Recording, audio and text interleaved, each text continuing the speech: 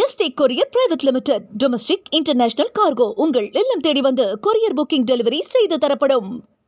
Doctor Sreevarma ஆயுள் தரும் ஆயுர்வேதா அறுவை சிகிச்சை இல்லா குணம் ஆயுள் கால நிவாரணம். கர்நாடகாவில் தக் லைஃப் படத்தை திரையிட அனுமதி வழங்க வேண்டும் என்று கோரி தொடரப்பட்ட வழக்கை உச்சநீதிமன்றம் தள்ளுபடி செய்துவிட்டது. தமிழில் இருந்துதான் கன்னடம் உருவானது என்று நடிகர் கமலஹாசன் கூறியதற்கு கர்நாடகாவில் கடும் எதிர்ப்பு கிளம்பியுள்ளது. திரைப்படத்தை திரையிட அனுமதிக்க முடியாது என கன்னட அமைப்புகள் தெரிவித்துள்ளன.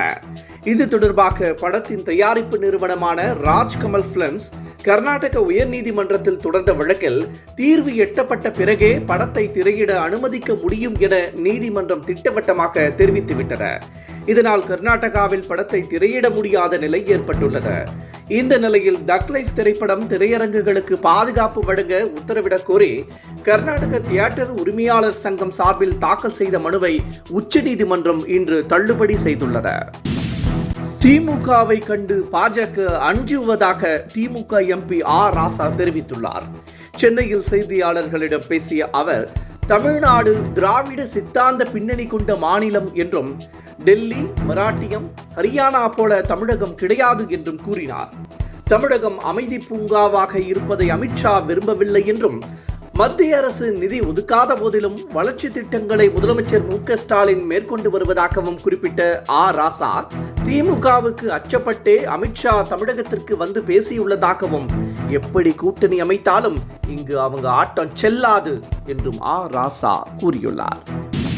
தமிழகத்தில் 2026ஆம் ஆண்டு ஆட்சி மாற்றம் ஏற்படும் என பாமக நிறுவனர் ராமதாஸ் நம்பிக்கை தெரிவித்துள்ளார்.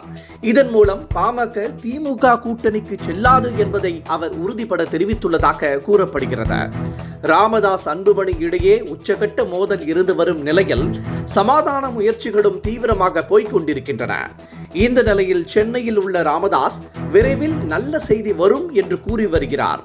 இந்த நிலையில் சென்னை கோட்டூர்புரத்தில் செய்தியாளர்களை சந்தித்த அவர், வரும் வியாழக்கிழமை தைலாபுரத்தில் நல்ல செய்தி ஒன்றை அறிவிப்பேன் என தெரிவித்துள்ளார்.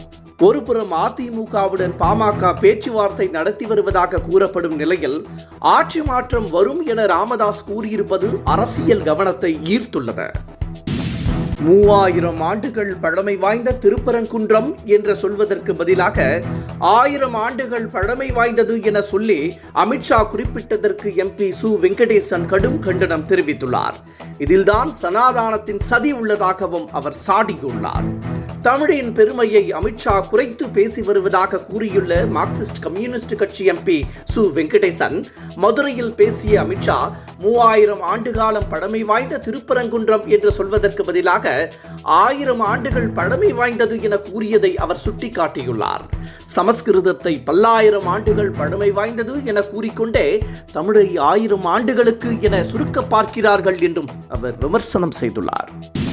வரும் ஜூலை 15ஆம் தேதி மாநில திட்ட அலுவலகத்தில் இருந்து முதலமைச்சர் மு.க. ஸ்டாலின் அரசு பள்ளி மாணவர்களுடன் காணொலி காட்சி வாயிலாக உரையாட உள்ளார். இதற்கு ஏற்றவாறு மாணவர்கள் பங்கேற்கும் விதத்தில் ஸ்மார்ட் வகுப்பறையை தயாராக வைத்திருக்கும்படி பள்ளிகளுக்கு மாநில பள்ளிக் கல்வித்துறை உத்தரவிட்டுள்ளது. மேலும் ஒவ்வொரு வாரமும் ஸ்மார்ட் வகுப்பு ஒத்திகை நடத்தப்பட வேண்டும் என்றும் மாநில பள்ளிக் கல்வித்துறை அறிவுறுத்தியுள்ளது. அதிமுகவுடன் கூட்டணி இல்லை என தான் ஒருபோதும் சொல்லவில்லை என பிரேமலதா அந்தர்பல்டி அடித்துள்ளார். மாநிலங்களவை சீட் கொடுக்காததால் அதிமுக மீது பிரேமலதா கடும் கோபத்தில் இருந்தார்.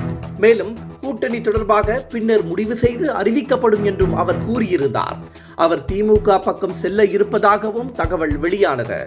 இந்த நிலையில் பிரேமலதா அதிமுகவுடன் கூட்டணி இல்லை என தான் ஒருபோதும் சொல்லவில்லை என கூறியிருப்பது பேசுபொருளாகியுள்ளது. அது மட்டுமின்றி தமிழ்நாட்டில் 2026ஆம் ஆண்டு கூட்டணி ஆட்சி அமைய வாய்ப்புள்ளதாகவும் அதைத்தான் மக்கள் விரும்புகிறார்கள் என்றும் தெரிவித்த பிரேமலதா, தாவேகாவுடன் கூட்டணி ஏற்படுமா என்ற கேள்விக்கு அதை நடிகர் விஜயிடம்தான் சென்று கேட்க வேண்டும் என்றும் அவர் கூறியுள்ளார். தான் முருகனுடைய பேரன் என சீமான் பேசியுள்ளார்.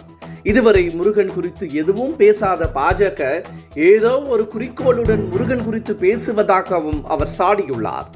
உத்தரப்பிரதேசத்தில் ராமர் கோவில், கேரளாவில் ஐயப்பன், ஒடிஷாவில் ஜெகநாதரை கையில் எடுத்துள்ள பாஜக தற்போது தமிழகத்தில் முருகன் குறித்து பேசுவதாகவும் முருகன் பெயரை வைத்து மதவாத அரசியல் செய்வதாகவும் ஆனால் தமிழக மக்களை ஏமாற்ற முடியாது எனவும் சீமான் கூறியுள்ளார்.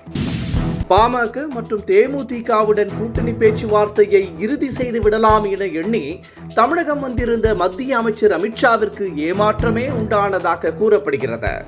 தமிழக சட்டமன்ற பொதுத் தேர்தலுக்கு சுமார் 10 மாதங்கள் உள்ள நிலையில் அதிமுகவுடன் கூட்டணியை பாஜக இறுதி செய்து தேர்தல் பணியை தொடங்கிவிட்டது. கூட்டணிக்கு மேலும் சில கட்சிகள் வந்தால்தான் பலமாக இருக்கும் என அதிமுக மற்றும் பாஜக என இரு கட்சிகளுமே கருதுகின்றன. சில கட்சிகள் தங்கள் கூட்டணியில் இணையும் என இபிஎஸ்ஸும் உறுதியாக கூறி வருகிறார். பாஜகவும் இதே கருத்தை தெரிவித்து வருகிறது. இந்த நிலையில் மதுரை வந்த அமித்ஷா பாஜகவினருக்கு சில வியூகங்களை வகுத்து கொடுத்து சென்றுள்ளதாக கூறப்படுகிறது. அதே வேளையில் பாமகவையும் தேமுதிகவையும் கூட்டணிக்குள் இழுக்கும் வேலையை நிறைவு செய்ய அமித்ஷா வந்ததாகவும் ஆனால் இரு கட்சிகளுமே பிடி கொடுக்காததால் ஏமாற்றம் அடைந்ததாகவும் தகவல் வெளியாகியுள்ளது.